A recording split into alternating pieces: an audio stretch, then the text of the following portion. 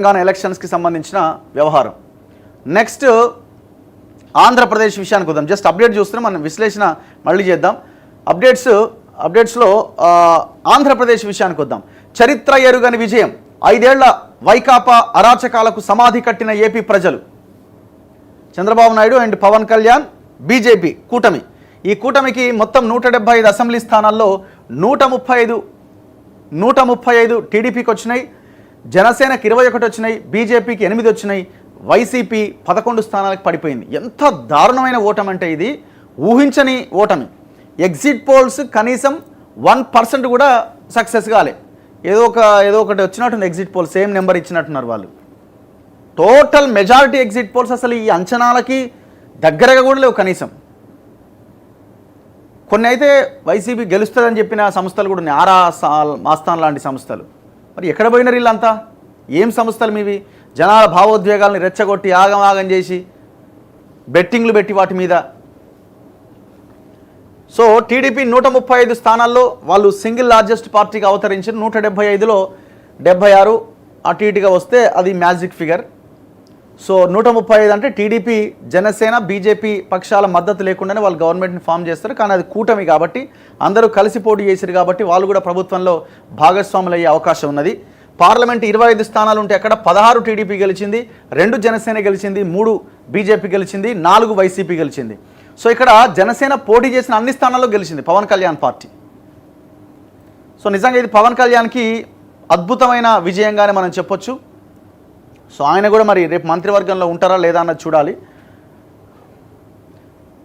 వృద్ధుల నుంచి యువత దాకా అందరిది ఒకే బాట. రాయలసీమతో సహా ప్రతి చోట కూటమి ఏకపక్ష విజయాలు. 8 ఉమ్మడి జిల్లాల్లో తుడిచిపెట్టుకుపోయిన జగన్ పార్టీ. కడపలో కూడా కూటమిదే ఆధిక్యం. ఎక్కడ? కడప జిల్లాలో కూడా. పెద్దిరెడ్డి మినహాయిస్తే మంత్రులంతా ఘోర పరాజయం. పెద్దిరెడ్డి రామచంద్రారెడ్డి నియోజకవర్గం ఆయనది మినహాయిస్తే మిగతా చోట్ల అందరు మంత్రులు ఓడిపోయారు. ప్రధాన ప్రతిపక్ష హోదా కూడా దక్కని వైనం.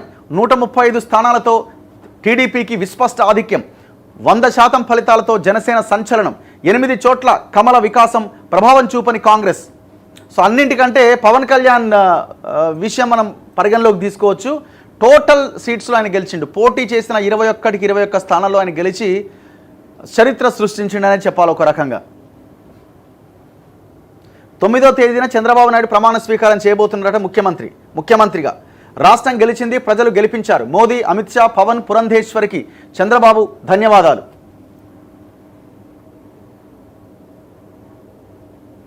మంగళవారం రాత్రి విద్యుత్ దీపాల వెలుగుల్లో కార్యకర్తల సందడితో మంగళగిరిలోని టీడీపీ కార్యాలయం, జనసేన పార్టీ కేంద్ర కార్యాలయం వద్ద కార్యకర్తల సంబరాలట. ఉత్తరాంధ్ర, రాయలసీమ, పట్టణమా, గ్రామీణమా, ఎస్సీ స్థానమా, ఎస్టీ నియోజకవర్గమా, అది ఇది అని లేదు, అన్ని చోట్ల ఒకటే ఫలితం. ఎన్డీఏ కూటమి ప్రభంజనం. 5 ఏళ్ల జగన్ ప్రభుత్వానికి వ్యతిరేకంగా జట్టు కట్టిన టీడీపీ, జనసేన, బీజేపీ సృష్టించిన పెనుగాలికి ఫ్యాన్ రెక్కలు ముక్కలయ్యాయి. 5 జిల్లాలకే పరిమితమైంది. మిగిలిన వాటిలో వైసీపీ కనుమరుగైంది.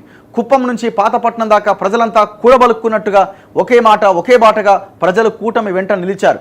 ఆంధ్రావని చరిత్రలో అద్భుత, అనూహ్య, అనన్య సామాన్య విజయాన్ని అందించారు.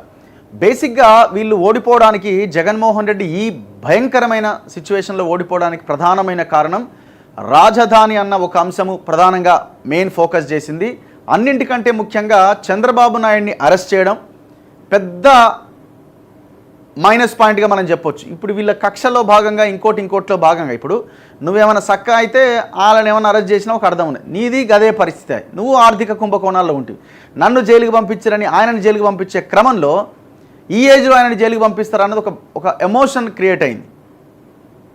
సో ఆనాడే ప్రజలు చంద్రబాబుని అరెస్ట్ చేయడము, ఎట్లా ఈ ఎలక్షన్ ముందు అరెస్ట్ చేసిండు అన్న దాని మీద పెద్ద చర్చ జరిగింది.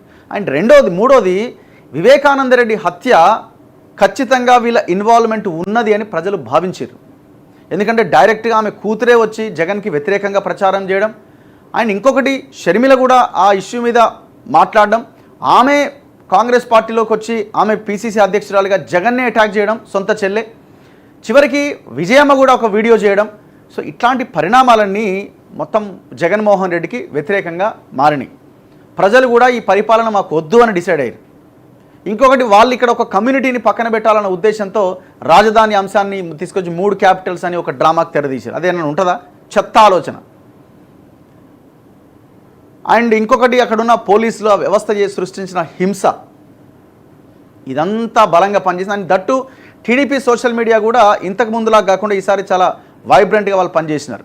చాలా మీడియా యూట్యూబ్ ఛానల్స్ పెట్టి రకరకాలుగా వాళ్ళు వైసీపీ అంత కాకపోయినా చాలా బలంగా ఆ టీడీపీ సోషల్ మీడియా పనిచేసింది.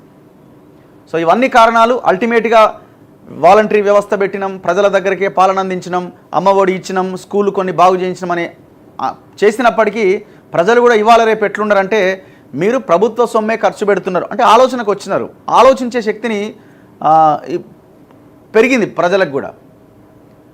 సో చేసిన పనులు ఒకవైపున ఉన్నప్పటికీ, ఒకటి రెండు పనులు చిన్న చిన్నవి ఉన్నప్పటికీ దాంట్లో కరప్షన్ కావచ్చు, అవినీతి అండ్ ప్రజలని పట్టించుకోకపోవడం, అసలు ముఖ్యమంత్రి కలవకపోవడం, ఈడలాకనే కదా.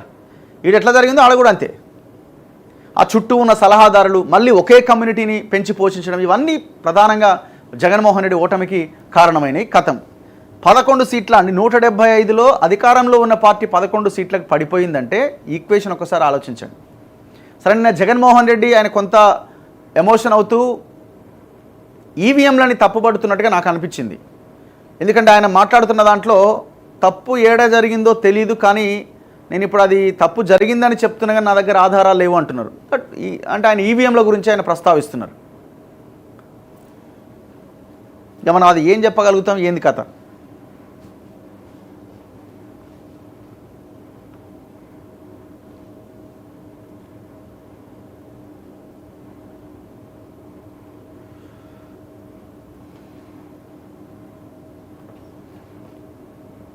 ఈ పేపర్లు ఇలా అవుతారా ఆగరా మొత్తం చంద్రబాబు నాయుడు ఇలా అంత మీరు రేపటి నుంచి ఎట్లుంటుందో ఇక.